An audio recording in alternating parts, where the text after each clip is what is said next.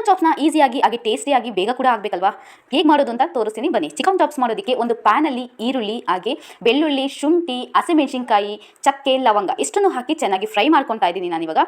ಖಾರಕ್ಕೆ ಹಸಿಮೆಣಸಿನಕಾಯಿ ಅಷ್ಟೇ ಸೇರಿಸಿರೋದು, ಯಾವುದೇ ರೀತಿ ಮಸಾಲೆ ಖಾರದ ಪುಡಿ ಏನು ಸೇರಿಸ್ತಾ ಇಲ್ಲ ನಾನು.